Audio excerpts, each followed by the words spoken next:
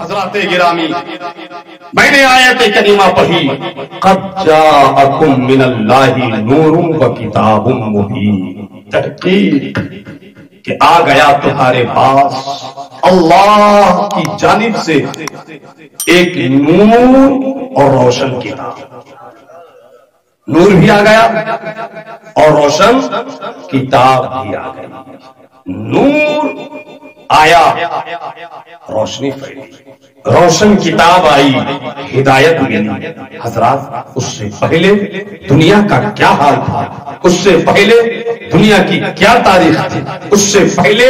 انسان کہاں تھا اور انسان کی انسانیت کہاں تھی، ایک نظر مارو تو آپ کو پتا چل جائے گا۔ آپ نے پڑھا ہوگا، بار بار علماء سے سنا ہوگا کہ دنیا کی حالت ابتر ہو گئی تھی، خراب سے خراب تر ہو گئی تھی، اتنی خستہ ہو گئی تھی، اتنی خراب ہو گئی تھی کہ بیان کرنے کے لیے وقت چاہیے۔ بس ایک نظر ڈالو تو جدھر نظر دوڑاؤ حضور کی آمد سے قبل، حضور کے آنے سے پہلے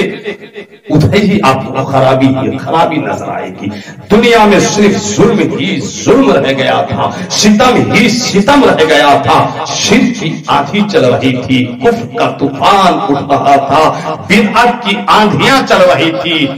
کمزور کو طاقت پر دبا رہا تھا، صاحب اولاد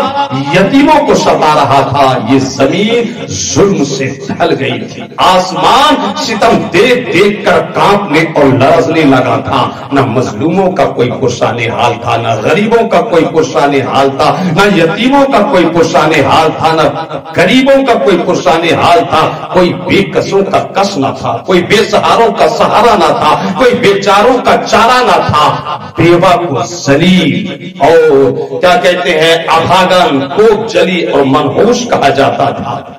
بیٹیوں کے وجود کو بوجھ تصور کر لیا گیا تھا، لوگ بیٹیوں کا باپ کہلانا گوارا نہیں کرتے تھے۔ حضرات، یہاں تک تاریخ بتاتی ہے کہ عرب میں بعض قبیلے ایسے بھی تھے کہ ولادت کا جب وقت آتا تو گڈھا کھود دیا جاتا تھا آنگن میں، بیٹا ہوا خوش، بیٹا ہوا تو بہت اچھا، بیٹا ہوا تو گھر میں چہل پہل، بیٹا ہوا تو خوشی ہی خوشی، بیٹا ہوا تو خوشی کے لڈو پھوٹتے تھے، اور بیٹی پیدا ہوئی تو اسی وقت اس گڈھے میں بیٹی کو ڈال کر گڈھا پاٹ دیا جاتا۔ ایسا بھی قبیلہ تھا کہ جہاں بیٹی جنم لے دیتی تھی تو باپ اپنے ہی ہاتھوں سے اپنی سگی بیٹی کو زندہ قبر کھود کے گاڑ دیا کرتا تھا، اور صرف گاڑ ہی نہیں دیا کرتا تھا، اپنے ہی ظالمانہ ہاتھوں سے بیٹی کو زندہ درگور کرنے کے بعد کعبہ کے پاس آتا اور اعلان کرتا، لوگوں آؤ مجھے داد دو، لوگوں آؤ میری پیٹھ تھپ تھپاؤ کہ میں نے اپنے ان ہاتھوں سے اپنی زندہ بیٹی کو گاڑ دیا۔ لوگ آتے تھے، پیٹ تھپ تھپاتے تھے، شاباشی دیتے تھے۔ حضرات، یہ تھا بیٹی کا وجود۔ حضرت قیس ابن عاصم کی روایت سنیے۔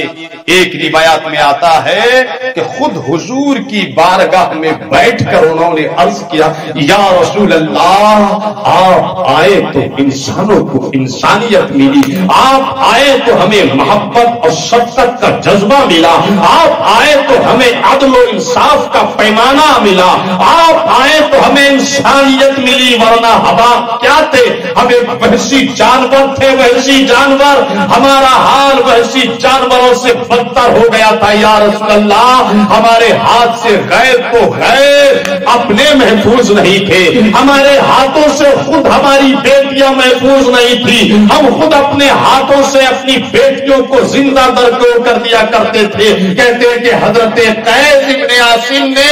اپنی 8 اور دوسری روایت میں آتا ہے کہ 12 بچیوں کو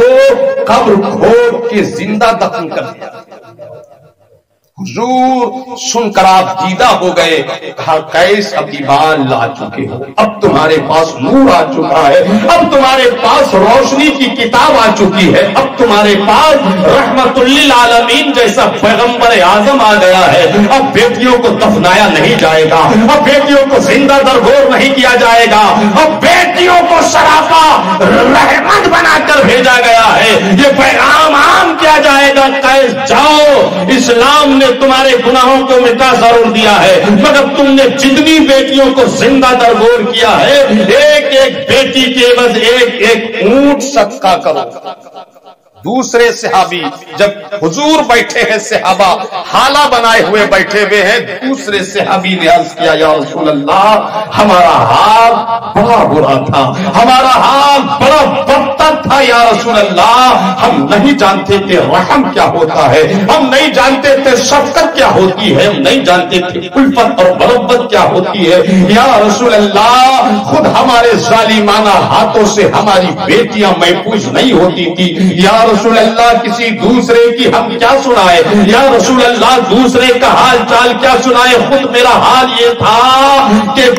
ایمان لانے سے پہلے میرا حال اتنا خراب اور خستہ تھا کہ بیان کرتے ہوئے کلیجہ منہ کو آتا ہے یا رسول اللہ، میری ایک ننھی منی چھوٹی بیٹی جو میرے ساتھ کھیلا کرتی تھی، میری انگلی پکڑ کے چلا کرتی تھی یا رسول اللہ، وہ میرے ساتھ آنگن میں چلتی، میں باہر جاتا تو میرے ساتھ باہر جاتی یا رسول اللہ، دن گزرتے گئے، رات گزرتی گئی، میری بیٹی بڑی ہوتی گئی، ایک دن میرے خیال میں وہی نظام بدلا کہ میں اور بیٹی کا وقت، یہ نہیں ہو سکتا کہ کوئی میرا داماد بنے، یہ نہیں ہو سکتا کہ کسی داماد کا میں سسر کہلاؤں، یہ تو بوجھ ہے، یہ تو بدنامی کا ذریعہ ہے یا رسول اللہ۔ جیسے یہ ظالمانہ اور کافرانہ سوچ نے انگڑائی لی، میں گھر سے باہر نکلا اور جیسے ہی گھر سے باہر نکلا، میرے پیچھے پیچھے وہی میری چھوٹی ننھی منی بیٹی بھی گھر سے باہر نکلی، میں آگے بڑھتا گیا، بیٹی پیچھے پیچھے آتی گئی، آگے بڑھتا گیا، بیٹی پیچھے پیچھے بڑھتی گئی یا رسول اللہ، گھر سے کچھ ہی دور میں ایک کنواں تھا، میں وہاں جا کر ٹھہر گیا اور میری بیٹی پیچھے سے دوڑ کر آئی اور میرے پیروں سے لپٹ گئی۔ جب پیروں سے لپٹی یا رسول اللہ تو میں نے اپنی بیٹی کو اٹھایا، میری بیٹی چھوٹی ننھی منی مسکرا رہی تھی، میں نے اوپر کیا، میری بیٹی مسکرا رہی تھی، میں سینہ کے پاس لایا، میری بیٹی مسکرا رہی تھی، مگر یا رسول اللہ میری سوچ کافرانہ، میری سوچ تھی ظالمانہ، میری سوچ تھی مشرکانہ یا رسول اللہ، میں نے اپنی سکی ننھی منی بیٹی کو اٹھا کر سینے سے نہیں لگایا بلکہ اٹھا کر وہ جو سامنے کنواں تھا اس کنویں میں پھینک، میری بیٹی کے منہ سے جو آخری جملہ نکلا وہ ابا ابا ابا تھا یا رسول اللہ، میری بیٹی چیختی رہی، ابا ابا کہتی رہی اور میں نے اپنے ہی ہاتھوں سے اپنی سگی بیٹی کو گہرے گڈھے کنویں میں پھینک دیا اور گھر واپس آیا۔ رسول اللہ گرے، گال مبارک تربتر ہوا، داڑھی شریف تربتر ہوئی، دوسرے صحابہ نے دیکھا اس صحابی کو ڈانٹا، وہ نادان کیا کروائے، رحمت للعالمین کے چہرے کو دیکھ، یہ نورانی چہرہ، یہ نورانی گال، نورانی رخسار، نورانی داڑھی آنسوؤں سے تربتر ہو گئی ہے۔ تو سرکار نے ان صحابہ کو سمجھایا کہ آج انہیں کچھ مت کہو۔ حضور نے اس صحابی کو کہا ذرا دوبارہ یہ واقعہ سنانا، وہ صحابی روتے روتے دوبارہ واقعہ سناتے ہیں اور حضور روتے جاتے ہیں، حضور آنسو بہاتے جاتے ہیں، حضور کی آنکھیں تربتر ہوتی جاتی ہے، حضور کی داڑھی شریف تربتر ہو گئی۔ یہ حالت تھی عرب کی، خود آپ کے ہندوستان کی یہ تاریخ تھی کہ جب کوئی پتی مرتا تو پتی کے چیتا کے ساتھ اس کی زندہ پتنی کو جلا دیا جاتا، اس کو کہا جاتا تھا رسم شتی، ابن بطوطہ نے لکھا ہے کہ میں جب بھارت پہنچا تو وہاں یہی رسم ادا کی جا رہی تھی. پتی مر چکا تھا، اس کو جلانے کے لیے آگ لگا دی گئی اور زندہ جاوید اس کی پتنی کو پتی کے چتا کے آگ کے قریب لایا گیا اور زندہ آگ میں ڈال دیا گیا. ابن بطوطہ لکھتا ہے کہ میں نے جب پتی کے چتا کے ساتھ زندہ پتنی کو جلتے ہوئے اپنے ماتھے کی آنکھوں سے دیکھا تو مجھ سے برداشت نہ ہوا اور میں بے ہوش ہو کر زمین پر گر پڑا. یہ پتنی کے ساتھ معاملہ تھا. اب ذرا ماں کے ساتھ بھی معاملہ دیکھو. اگر باپ مر جاتا اور ماں بیوہ ہو جاتی تو اپنی سگی بیوہ ماں کو بیٹا ایک چھوٹے سے روم میں جھوپڑی میں بند کر دیتا اور باہر سے تالا لگا دیتا، مختصر کھانا دیتا. اس کے علاوہ نہ تیل ملتا، نہ صابن ملتا، نہ کپڑا ملتا. 1 سال تک مختصر کھانے میں ایک ہی کپڑے میں اپنی ماں کو قید و بند کی زندگی گزارنے پر خود اس کا سگا بیٹا مجبور کرتا، صرف اس لیے کہ وہ بیوہ ہو گئی.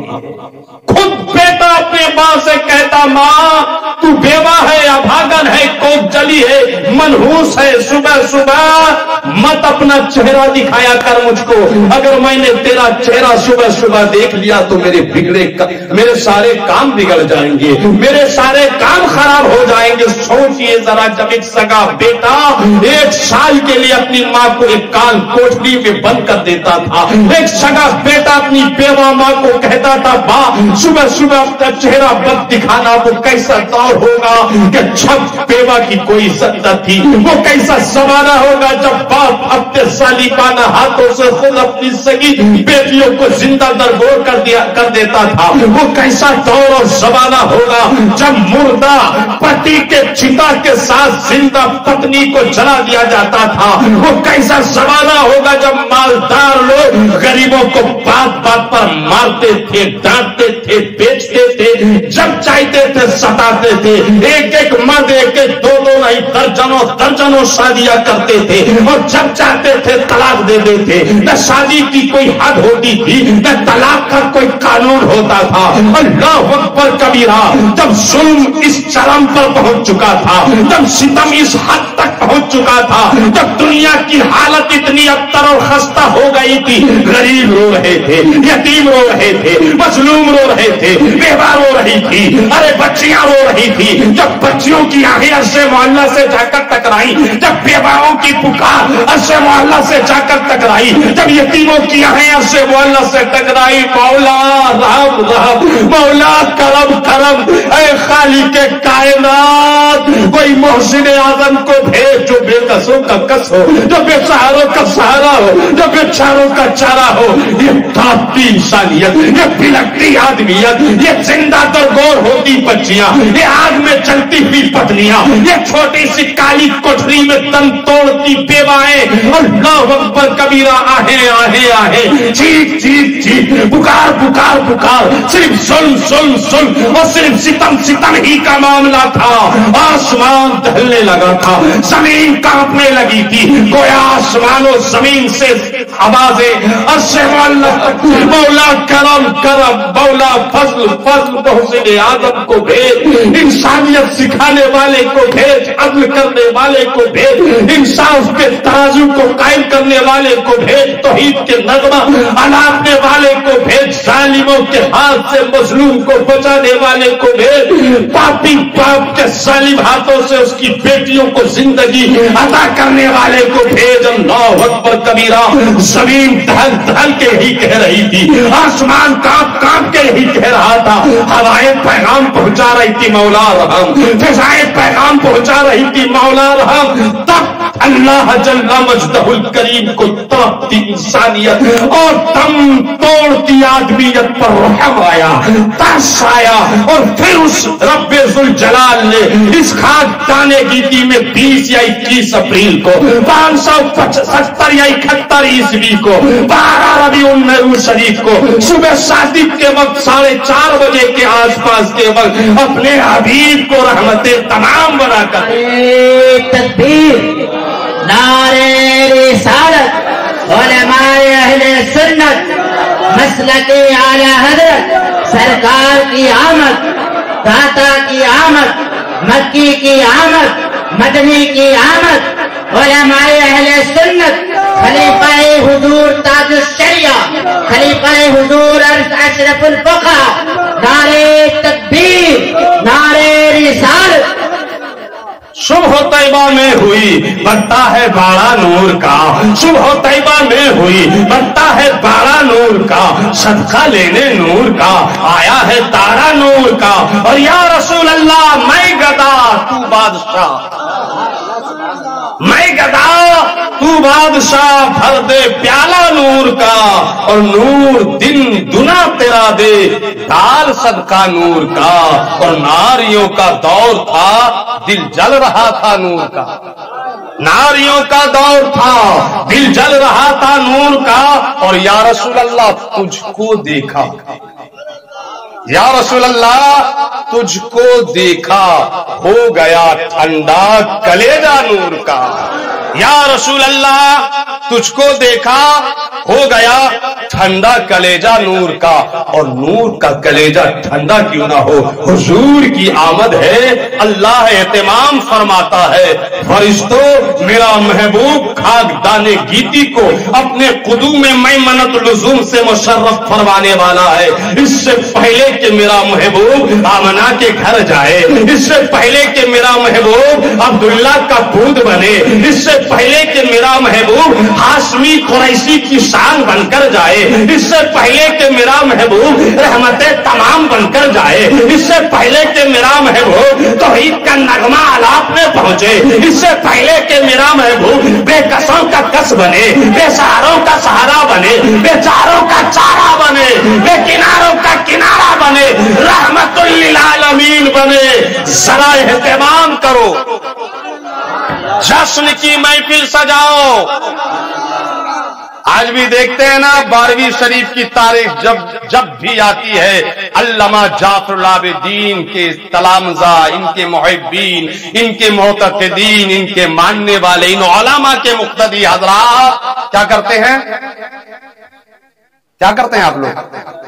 گھر سجاتے ہیں، مسجد سجاتے ہیں، مدرسہ سجاتے ہیں، بازار سجاتے ہیں، اہتمام کرتے ہیں اپنی اپنی حیثیت کے مطابق، بولیے نا۔ مگر کچھ لوگ ایسے بھی ہوں گے، شرک ہے، شرک ہے، حرام ہے، حرام ہے، بدعت ہے، بدعت ہے، بولو نا، ایسے لوگ ہیں نا، آپ کے یہاں بھی ہیں، تو پھر آپ کیا کرتے ہو؟ کیا کرتے ہو؟ لڑنے کی ضرورت نہیں ہے، جھگڑے کرنے کی ضرورت نہیں، بس ان سے دوستی توڑ دو۔ کیا کرو؟ وہ لوگ بھی اپنے استاد اور اپنے باپ دادا کے عمل کو دہرا رہے